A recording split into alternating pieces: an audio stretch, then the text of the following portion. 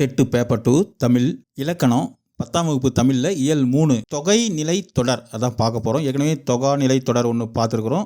இயல் 2 அது இல்லாமல் இயல் 1 சொல் அதுவும் பார்த்துருக்குறோம். 30 கொஸ்டின் இருக்குது. இது அடுத்த 30 கொஸ்டின்.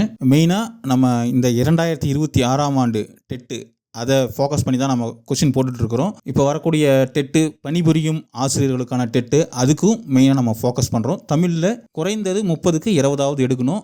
இலக்கணத்தில் தான் நிறைய கொஸ்டின் கேட்குறாங்க. அதனால் இலக்கணம் நம்ம ஃபோக்கஸ் பண்ணுறோம். ஃபஸ்ட்டு தொகைநிலை தொடர்கள் ரொம்ப பேசிக்காக ஒரு 10 கொஸ்டின் இருக்குது. அது பார்க்கலாம். 1 சொற்றொடர் என்பதன் பொருள் என்ன? சொற்றொடர் அப்படின்னா பல சொற்கள் சேர்ந்து பொருள் தருவது சொற்றொடர் அப்படின்னு சொல்லி சொல்கிறோம்.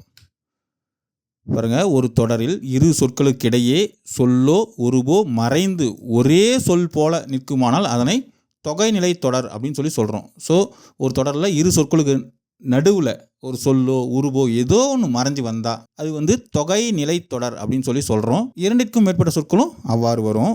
2 நீர் பருகினான் அப்படின்னா என்ன அப்படின்னா அது ஒரு சொற்றொடர்.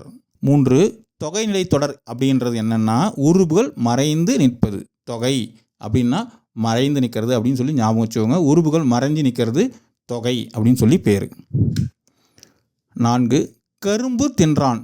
இதில் மறைந்த உருபு கரும்பு அப்படின்றது நமக்கு பார்த்தாவே தெரியுது. கரும்பை தின்றான் ஐ இல்லைங்களா? ஸோ ஐ தான் மறைஞ்சு நிற்குது இங்கே.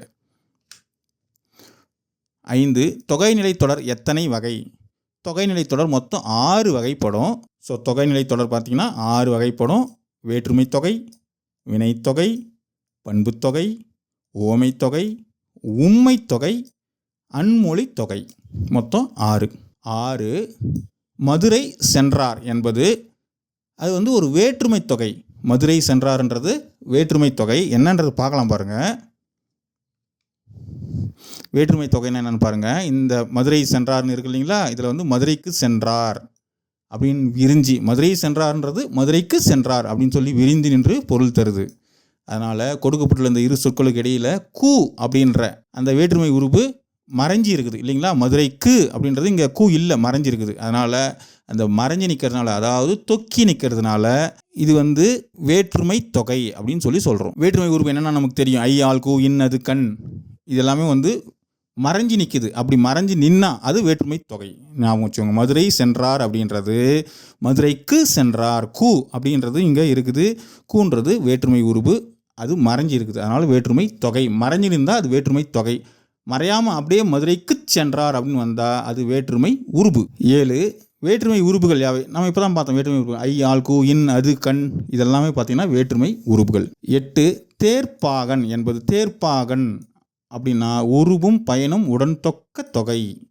உருவும் பயனும் உடன்தொக்க தொகை தான் தேர்ப்பாகன். இந்த தொடரில் தேரை ஓட்டும் பாகன் அப்படின்னு சொல்லி விரிஞ்சி இருக்குது. தேர்ப்பாகன் அப்படின்னா தேரை ஓட்டும் பாகன் அப்படின்னு சொல்லி விரிஞ்சு நிற்குது. அதனால் தேர்ப்பாகன் என்னும் சொற்களுக்கு இடையில் ஐ என்னும் வேற்றுமை உருவும் ஓட்டும் அப்படின்ற பொருளும் மறைஞ்சி இருக்கிறதுனால தேரை ஓட்டும் பாகன். தேரை ஐ, ஓட்டும் அது, இது ரெண்டும் மறைஞ்சி இருக்கிறதுனால உருவும் பயனும் மறைஞ்சி இருக்கிறதுனால இது உருவும் பயனும் உடன் தொக்க தொகை அப்படின்னு சொல்லி சொல்கிறோம். தேர்ப்பாகன் தேரை ஐ ஓட்டும் பாகன் தேர்ப்பாகன் உருவும் பயனும் உடன் தொக்க தொகை. தமிழ் தொண்டு என்பது 9வது கொஸ்டின். தமிழ் தொண்டு அப்படின்றது 4ஆம் வேற்றுமை தொகை. தமிழ் தொண்டு தமிழுக்கு தொண்டு அப்படி ஞாபகம் வச்சுக்கோங்க. தமிழுக்கு கூ அப்படின்றது 4ஆம் வேற்றுமை, ஆனால் 4ஆம் வேற்றுமை தொகை. 10 வீசு தென்றல் என்பது நமக்கு பார்த்தோன்னே தெரிஞ்சுக்கலாம். வீசு தென்றல், வீசும் தென்றல், வீசுகின்ற தென்றல். ஸோ வினைத்தொகை 3 காலத்துக்கும் வந்தால் அது வினைத்தொகை இருக்குது பாருங்கள். காலம் காட்டும் இடைநிலையும் பெயரச்சகுதியும் மறைஞ்சு நிற்க வினை பகுதியை அடுத்து பெயர்ச்சலோடு தொடர்ந்து வரது பேர் வினைத்தொகை அப்படின்னு சொல்லி பேர். காலம் கறந்த பெயரச்சமே வினைத்தொகை. இது மட்டும் ஞாபகம் வச்சுக்கோங்க. காலம் கறந்த பெயரச்சமே வினைத்தொகை. காலம் கறந்த பெயரச்சமே வினைத்தொகை. இங்கே பாருங்கள், காலம் காட்டும் இடைநிலைகள் பெயரச்சத்தில் தொக்கி இருக்கும், அதாவது மறைஞ்சி இருக்கும். அதுதான் வினைத்தொகை அப்படின்னு சொல்லி பேர். அடுத்தது இன்டர்மீடியட் லெவலில் ஒரு 10 கொஸ்டின் இருக்குது. 11லேருந்து 20 வரையும். 11 வினைத்தொகையில் மறைவது. வினைத்தொகையில் மறையிறது காலம். காலம் மறைஞ்சி வர்றது வினைத்தொகை. இப்போ தான் நம்ம பார்த்தோம். காலம் மறைஞ்சிருந்தால் அது பேர் வினைத்தொகை. வீசு தென்றல், வீசும் தென்றல், வீசுகின்ற தென்றல் முக்காலத்துக்கும் வரும். அதை அங்கே காலம் மறைஞ்சிருக்குது, அது வினைத்தொகை. காலம் காட்டும் இடைநிலையும் பெயரச்ச விகுதியும் மறைந்து நிற்க வினை பகுதியை அடுத்து பெயர் சொல்லோடு தொடர்வது வினைத்தொகை. இங்கே வரும் காலம் கறந்த பெயரச்சமே வினைத்தொகையாகும். அது மட்டும் ஞாபகம் வச்சுக்கோங்க. காலம் கறந்த பெயரச்சமே வினைத்தொகை. வீசு தென்றல் எக்ஸாம்பிள். 12 கொள்களிறு என்பது எந்த வகை? கொள்களிறு வினைத்தொகை. கொள்களிர் கொள்ளும் களிறு, கொள்ளுகின்ற களிறு. ஸோ வினைத்தொகை முக்காலத்துக்கும் வரும். 13 பண்பு தொகையில் மறையும் விகுதி. பண்பு தொகையில் மை விகுதி மறைஞ்சு வரும். நீங்கள் ஞாபகம் வச்சுக்கோங்க. பண்பு தொகை அப்படின்னாவே மை விகுதி மறைந்து வந்தால் அது பண்பு தொகைன்னு பேர். நிறம், வடிவம், சுவை, அளவு முதலியவற்றை உணர்த்தும் பண்பு பெயருக்கும் அது தழுவி நிற்கும் பெயர் சொல்லுக்கும் இடையில என்ன மறைஞ்சிருக்கும்? மை விகுதி மறைஞ்சிருக்கும். ஆகிய, ஆன என்னும் பண்பு உறுப்புகள் மறைந்து வருவது பண்பு தொகை எனப்படும். ஸோ பண்பு உறுப்பு மறைஞ்சு வந்தால் அது பண்பு தொகை. மை, ஆகிய, ஆன இதெல்லாம் மறைஞ்சு வரும். செங்காந்தல் செம்மையாகிய காந்தல். மை விகுதி மறைஞ்சு வருது பாருங்க. செம்மை. செங்காந்தல் அப்படின்னா செம்மை கொட்டல் காந்தல் ஞாபகம் வச்சுக்கோங்க. செம்மை கொட்டல் காந்தல், செங்காந்தல் செம்மையாகிய காந்தல். ஸோ பண்பு தொகை. மை விகுதி மறைஞ்சு வந்தால் அது பண்பு தொகை. பண்பு தொகையில் என்ன இருக்கும்? நிறம், வடிவம், சுவை, அளவு இது எல்லாத்தையும் உணர்த்தும். அதுதான் பண்பு தொகை. நிறம், வடிவம், சுவை, அளவு. மை விகுதி மறைஞ்சிருக்கும். ஆகிய, ஆன கூட மறைஞ்சு வரும். செங்காந்தல் விரிவு. இப்போ தான் நம்ம பார்த்தோம். செம்மையான காந்தல் பண்பு தொகை. வட்டத்தொட்டி என்பது வட்டத்தொட்டி. தொட்டி வட்டமாக இருக்குது. ஸோ பண்பு வட்டம். பண்பு தொகை வட்டமாக இருக்கக்கூடியது. அதனால் பண்பு தொகை. இருபெயரட்டு பண்பு தொகை என்றால் அப்படின்னா என்னென்னா, சிறப்பு பெயரும் பொது பெயரும் சேர்ந்து இருந்தால் அது இருபெயரட்டு பண்பு தொகை. சிறப்பு பெயரும் பொது பெயரும் சேர்ந்து இருந்தால் அது இரு பெயரொட்டு பண்பு தொகை. நல்லா ஞாபகம் வச்சுக்கோங்க. சிறப்பு பெயர் பொது பெயர் சேர்ந்து இருந்தால் இருபெயரட்டு பண்பு தொகை. ஸோ சிறப்பு பெயர் முன்னும் பொது பெயர் பின்னும் நின்று இடையில் ஆகிய அப்படின்ற பண்பு உறுப்பு தொக்கி வந்தால் அது இருபெயரட்டு பண்பு தொகை. நல்லா ஞாபகம் வச்சுக்கோங்க. தொக்கி நிற்கும், அதாவது மறைஞ்சு நிற்கும். அது மட்டும் ஞாபகம் வச்சுக்கோங்க. மறைஞ்சு நின்னா அது தொகைநிலை தொடர். அது ஞாபகம் வச்சுக்கோங்க. மொத்தம் 6 வகைப்படும் தொகைநிலை தொடர். ஸோ மார்கழி, திங்கள், சாரை, பாம்பு. ஸோ திங்கள், பாம்புலாம் பொது பெயர்களுக்கு முன்னாடி மார்கழி, சாரை என்னும் சிறப்பு பெயர்கள் மார்கழி ஆகிய திங்கள் என்னும் சாரை ஆகிய பாம்பு என்றும் இருபெயரட்டாக வருது. அதனால் இது இருபெயரட்டு பண்பு தொகை. மார்கழி, திங்கள், சாரை, பாம்பு இது இருபெயரட்டு பண்பு தொகை. ஸோ மார்கழி, திங்கள் என்பது இருபெயரட்டு பண்பு தொகை. 18 ஓமை தொகையில் மறைவது. ஓமை தொகையில் போன்ற, அது மாதிரியே, நிலவு மாதிரி அப்படி சொல்கிறோம் இல்லைங்களா? ஸோ போன்றன்றது மறைஞ்சு வந்தால் அது ஓமை தொகை. ஓமைக்கும் பொருளுக்கும், அதாவது ஓமையையும் இடையில் போல, ஒப்ப முதலான ஓம உறுப்பு மறைஞ்சு வந்தால் அது ஓமை தொகை அப்படின்னு சொல்லி பேர். மலர்கை, மலர் போன்ற கை.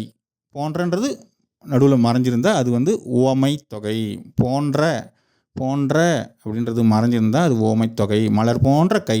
மலர்ன்றது ஓமை, கைன்றது ஓமேயம். அதுக்கு இடையில் போன்றன்னு ஓம உறுப்பு மறைஞ்சு வருது. ஸோ மலர் போன்ற கை, மலர்கை ஓமை தொகை. 19 மலர்கை என்பது ஓமை தொகை. இப்போ தான் பார்த்தோம். 20 உம்மை தொகையில் மறையும் சொல். உம்மை தொகையில் அப்படின்றது மறைஞ்சிருக்கும். இம்மு மறைஞ்சு வந்தால் அது உம்மை தொகை. தொகை அப்படின்னாவே மறைஞ்சு இருக்கிறது அப்படின்றது ஞாபகம் வச்சுக்கோங்க. தொகை அப்படின்னா மறைந்து இருக்கிறது. உம்முன்றது மறைஞ்சிருக்கும். அதுதான் உம்மை தொகை. ஸோ இரு சொற்களுக்கு இடையில் உம்முன்ற இடைச்சொல் மறைஞ்சு வருவது உம்மை தொகை. அண்ணன், தம்பி. இதில் எங்கே இம்மு மறைஞ்சு இருக்குதுன்னு கேட்குறீங்க. அண்ணனும் தம்பியும். தாய், சேய், தாயும் சேயும் உம்மை தொகை. இம்மு இல்லாமல் இருந்தால் அது உம்மை தொகை. ஞாபகம் வச்சுக்கோங்க. இம்மு இல்லாமல் இருந்தால் அது உம்மை தொகை. இம்மு இருந்தால் அது வேறு, அது பின்னாடி வருது, அது அப்புறம் பார்க்கலாம். பகுதி 3 கொஞ்சம் அட்வான்ஸ்டு லெவலு. 21 30 வரைக்கும் அட்வான்ஸ்டு லெவலாக இருக்கும். அண்ணன், தம்பி. இப்போ நான் சொன்னோம் இல்லைங்களா, அண்ணனும் தம்பியும். ஸோ அண்ணனும் தம்பியும் உம்மை தொகை. இரு சொற்களுக்கு இடையில் உம்மு என்னும் இடைச்சொல் மறைஞ்சு வந்தால் அது உம்மை தொகை அப்படின்னு சொல்லி சொல்கிறோம். அண்ணன், தம்பி, தாய், சேய். தாய், சேய் என்பது உம்மை தொகை. இப்போ தான் பார்த்தோம். 23 அன்மொழி தொகை என்றால் என்ன? வேற ஒரு சொல்லு மறைஞ்சி இருந்தால் அது அன்மொழி தொகை. அது என்னன்றது ஞாபகம் வச்சுக்கோங்க, பின்னாடி பார்க்கலாம். அன்மொழி தொகை அப்படின்றது வேற ஒரு சொல்லு மறைஞ்சி இருந்தால் அது அன்மொழி தொகை. உதாரணத்துக்கு வேற்றுமை, வினை, பண்பு, ஓமை, உண்மை ஆகிய தொகைநிலை தொடர்களில் உருபுகளும் அவை அல்லாத வேறு சொற்களும் மறைஞ்சி இருந்தால் அது அன்மொழி தொகை. உதாரணத்துக்கு பாருங்கள், சிவப்பு சட்டை பேசினார். ஸோ சிவப்பு சட்டை பேசினார் இல்லை, சிவப்பு சட்டை அணிந்தவர் பேசினார் இல்லைங்களா? அணிந்தவர் அப்படின்றது இங்கே மறைஞ்சிருக்குது. முறுக்கு மீசை வந்தார். முறுக்கு மீசை வந்தார் இல்லை, முறுக்கு மீசை வராது. முறுக்கு மீசை வச்சிருக்கிறவர் வந்தார் இல்லைங்களா, வேற ஒரு சொல்லு மறைஞ்சி இருக்குது. அதனால் இதுக்கு பேர் அன்மொழி தொகை. அல் கூட்டல் மொழி கூட்டல் தொகை பிரித்தெழுதுக்கு அதே அப்படியே பார்த்துக்கோங்க. அல் கூட்டல் மொழி கூட்டல் தொகை அன்மொழி தொகை. வேற ஒரு சொல்லு மறைஞ்சிருந்தால் அது அன்மொழி தொகை. உதாரணத்துக்கு சிவப்பு சட்டை பேசினார்னா சிவப்பு சட்டை பேசாது, சிவப்பு சட்டை அணிந்தவர் பேசினார். முறுக்கு மீசை வந்தார்னா முறுக்கு மீசை வராது, முறுக்கு மீசை வைத்திருக்கிறவர் வந்தார் அப்படின்னு அர்த்தம். அதுதான் அன்மொழி தொகை. வேற ஒன்று மறைஞ்சிருந்தால் அது அன்மொழி தொகை. 24 சிவப்பு சட்டை பேசினாரில் மறைந்தது அந்த சிவப்பு சட்டை அணிந்தவர் அப்படின்னு அர்த்தம். அதான் அணிந்தவர். முறுக்கு மீசை வந்தார், இதில் மறைஞ்சிருக்கிறது முறுக்கு மீசை உடையவர் வைத்திருக்கிறவர் வந்தார். கீழ்கண்டவற்றில் வினைத்தொகை எது?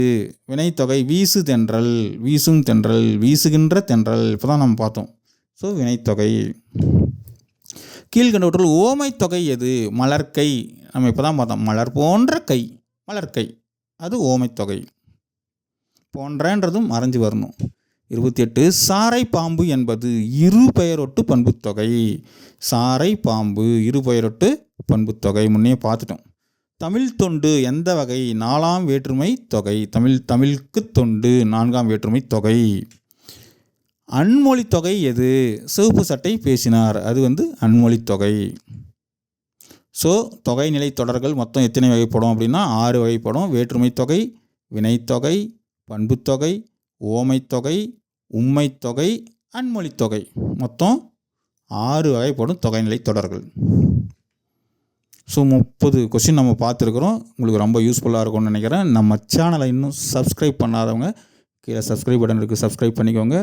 தற்போது பள்ளிகளில் பணிபுரிந்து கொண்டிருக்கக்கூடிய ஆசிரியர்கள் டெட்டு பேப்பர் 2 எழுதுகிறவங்க அவங்களுக்கு இந்த வீடியோவை ஃபார்வேர்ட் பண்ணி விடுங்க, ஷேர் பண்ணி விடுங்க. அவங்களுக்கு ரொம்ப யூஸ்ஃபுல்லாக இருக்கும். அது இல்லாமல் டிஎன்பிஎஸ்சி, டிஆர்பி எழுதுகிறவங்களுக்கு எல்லாருக்குமே ரொம்ப பயனுள்ளதாக இருக்கும். டிஆர்பி எந்த சப்ஜெக்ட் எழுதுகிறவங்களா இருந்தாலும் சரி, அவங்களுக்கு அந்த தமிழ் பேப்பர் 1 இருக்குது இல்லைங்களா, அவங்களுக்கு தமிழ் இருக்குது இல்லைங்களா, தமிழ் எலிஜிபிலிட்டி டெஸ்ட்டு பாஸ் பண்ணால் தான் நீங்கள் டிஆர்பி உங்களுடைய மெயின் சப்ஜெக்ட். அதனால் அதுக்கும் ரொம்ப யூஸ்ஃபுல்லாக இருக்கும். டெட் எழுதுறவங்களுக்கும் யூஸ்ஃபுல்லாக இருக்கும், டிஎன்பிஎஸ்சி எழுதுறவங்களுக்கும் யூஸ்ஃபுல்லாக இருக்கும். எல்லாருக்குமே யூஸ்ஃபுல்லாக இருக்கிறத நம்ம இந்த வீடியோ போட்டிருக்கிறோம். உங்கள் ஃப்ரெண்ட்ஸுங்க யார் இருந்தாலும் அவங்களுக்கு ஷேர் பண்ணுங்கள், அவங்களுக்கு ரொம்ப யூஸ்ஃபுல்லாக இருக்கும். அடுத்த வீடியோ இயல் 4 பார்க்கலாம். நன்றி.